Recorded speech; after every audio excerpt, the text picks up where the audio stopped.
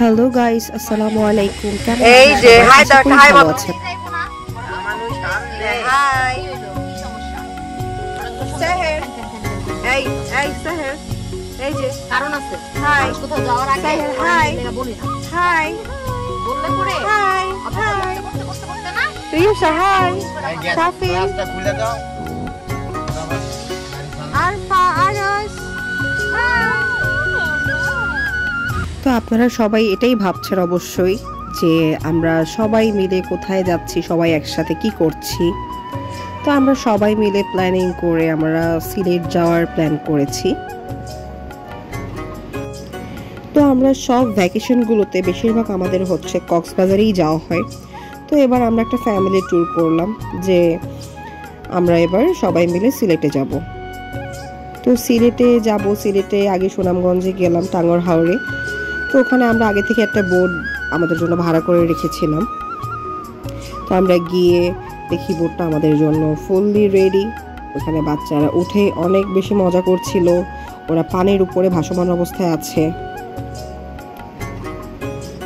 আমাদের বোটটির নাম ছিল পদ্মবতী। ওখানে আমরা যেহেতু 3 ফ্যামিলি ছিলাম, ইভেন আমার সাথে আমার শাশুড়িও ছিল, সো তার জন্য আর একটা রুম নেওয়া হয়েছিল। তো আমরা টোটাল 4টা ক্যাবিনে ছিলাম। আলহামদুলিল্লাহ আমাদের ট্রিপটা খুবই ভালো হয়েছিল। আমরা খুবই এনজয় করতে করতে গিয়েছিলাম। জার্নিটা জার্নি মনে হচ্ছিল না। এর মধ্যে বাচ্চাদের তো মজাদার কথাবার্তা আছেই। আমরা গাড়িতে প্রচুর গান টান বাজাচ্ছিলাম, বাচ্চারা খুবই এনজয় করছিল। আর এখানে আসার পর তো কোনো কথাই নাই। গরম লাগছিল আমাদের সবারই প্রচুর, বাট কেউ গরমটাকে ফিল করছিলাম না, সবাই এনজয় করছিলাম। তার মধ্যে পানির উপরে বাচ্চারা পানি মানে তো তাদের ফেভারিট।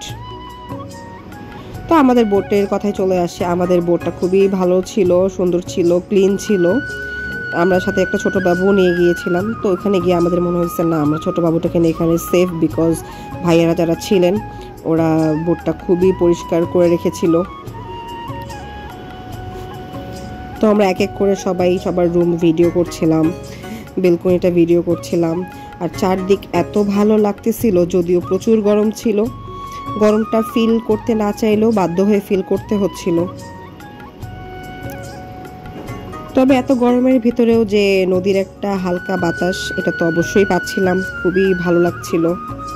আর প্রকৃতি মানে একটা অদ্ভুত শান্তি, যেটা বলে বোঝানোর নয়।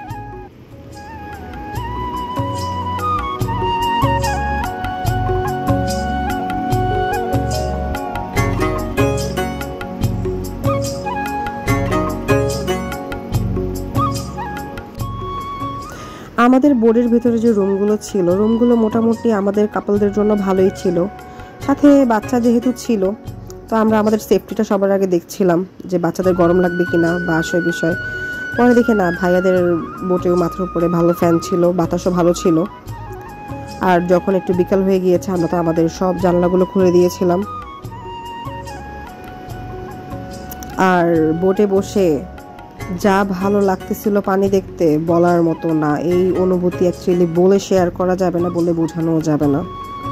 তো সব বাচ্চারা মিলে চলে গেছে ভিজতে। আমরা বোটে যাব, পানির কাছে যাব আর ভিজবো না, এটা কি হয়? প্রশ্নই আসে না। সো হাজবেন্ড, দেবর, ভাসুর, বাচ্চা কাচ্চা সব মিলে একসাথে ভিজতে চলে গেছে। আর সাঁতার কাটতেছিল আমার হচ্ছে ভাতিজা, বড় ভাইয়ের ছেলে। ও ভালো সাঁতার কাটে, এত পানির ভিতরে ও খুব জোস করে সাঁতার কাটছিল। তো ওকে বলছিলাম যে আমাকে একটু শিখাই দিও। তো আমরা ওখানে সুইমিং নিয়ে কথা বলতেছিলাম যে হ্যাঁ, আমাদের সব বাচ্চাগুলোকে সুইমিংয়ে আমরা ভর্তি করে দিব, যে ওরাও নেক্সট ডে আসলে ইনশাল্লাহ ওরাও ওইভাবে করে সাঁতার কাটবে। ভালো লাগে অ্যাকচুয়ালি। ভিজাভিজির পর্ব শেষ। রিমসা তার চুল শুকাতে চলে আসছে দোলনাতে। তো রিমসা দোলনায় বসে খুব বাতাসের ফিল নিচ্ছিল। তার কাজিন ছিল আরফা। তো ওরা হচ্ছে নিজেদের টাইমিং করে নিয়েছিল যে তুমি 1 মিনিট আমি 1 মিনিট বলে ওরা শেয়ার করে দোলনা খাচ্ছিল। তা আমাদের বোটটা কিন্তু তখন চলমান অবস্থায় ছিল, বোটটা চলতেছিল আর ভালো লাগতেছিল, বাতাস আসতেছিল প্রচুর। তো আমাদের সাথে দেখলাম একটু পরে অন্য একটা ফ্যামিলিও জয়েন হয়েছে ওই সেম বোর্ডেই। তো তারাও হচ্ছে আমাদের সাথে ভালো করে কথাটা বলছিল, আমাদেরকে জিজ্ঞেস করছিল আপনারা কোত্থেকে এসেছেন। তো ভালো টুকটাক কথা হলো। তবে আমাদের বাচ্চারা তাকে দোল খেতে দিচ্ছিল না, কারণ তারা তো কাজিন, তারা নিজেরা শেয়ার করে ফার্স্ট দোল খাচ্ছিল, এরপরে ওকে দেখে ওরা দুজন একসাথে দোল খাচ্ছিল। এই ব্যাপারটা খুব ইন্টারেস্টিং ছিল।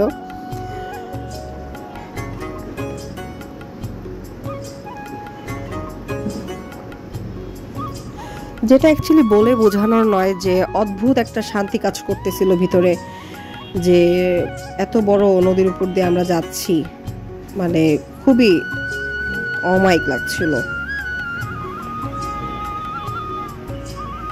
তো রিমসা হচ্ছে বারবার দোলনা থেকে উঠে দাঁড়িয়ে দাঁড়িয়ে দেখছিল যে বোটটা কি ঝাঁকাঝাঁকি করে কিনা বা ওর শরীর কাঁপে কিনা। অ্যাকচুয়ালি কোনো কিছুই হচ্ছিল না, আমরা টেরই পাচ্ছিলাম না।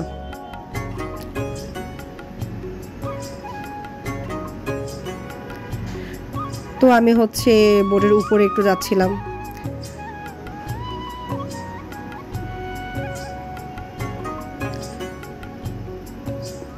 বোটের উপরটাও খুবই ক্লিন করা ছিল, আর সবুজ কার্পেট দেওয়া থাকার কারণে বোটটা খুবই সুন্দর লাগতেছিল, মনে হচ্ছিল যে একটা মাঠের উপর দাঁড়িয়ে আছি।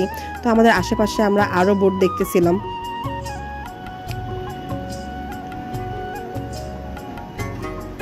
যদিও আমি হচ্ছে উপরে বাচ্চাদেরকে আনতে অনেক ভয় পাচ্ছিলাম, বিকজ অফ আমার ছেলেটা একটু বেশি চঞ্চল, সো কখন কোন দিকে দৌড় দেয় এটা নিয়ে আমি একটু ভয় পাচ্ছিলাম। সো ওকে আমি কোনোভাবে উঠতে দিতে চাচ্ছিলাম না, যে না থাক, তোমার উঠার দরকার নেই। কিন্তু ওর বাবা তো আছেই, উঠাই ছাড়বে ছেলেকে। তো এর ফাঁকে হচ্ছে আমি একটু ভিডিও করে নিচ্ছিলাম, যে একটু চারিদিকটা ভিডিও করে নিই।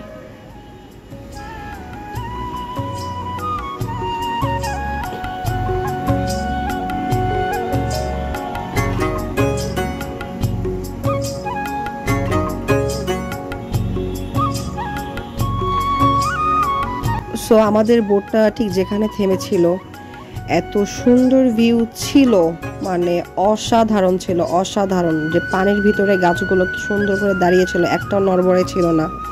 তো আমরা সব মিলে ওই সাইডে গিয়েছিলাম, সবাই মিলে একটু মাঝখানে ফটোশুটও করেছি।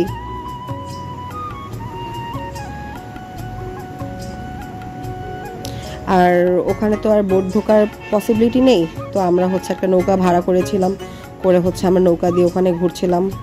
আর এরপরে দেখি হচ্ছে ইয়ামান একা একা এসে দুল খাচ্ছিল, বিকজ অফ ওর এতক্ষণ চান্স ছিল না, যেহেতু ওর আপুরা এখন ঘুম, তো এর সুযোগে সে নিজে নিজে দোল খেয়ে নিচ্ছে। আর অ্যাকচুয়ালি এই জায়গায় থামিয়েছিল সবার শাওয়ারের জন্য, তো সবাই মিলে এখানে গোসল টোসল করছিল।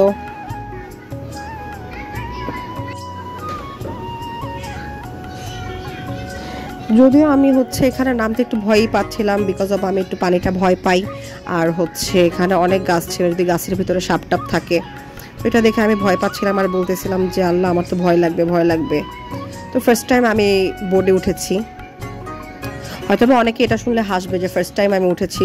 সত্যি কথা যেটা, যে আমি ফার্স্ট টাইমে উঠেছি, বিকজ অফ আমি সমুদ্র অনেক পছন্দ করি, বাট হচ্ছে পানির মাঝখান দিয়ে যাতায়াত ব্যাপারটা আমার কাছে প্রচুর ভয় লাগে, আমি জানি না ভাই।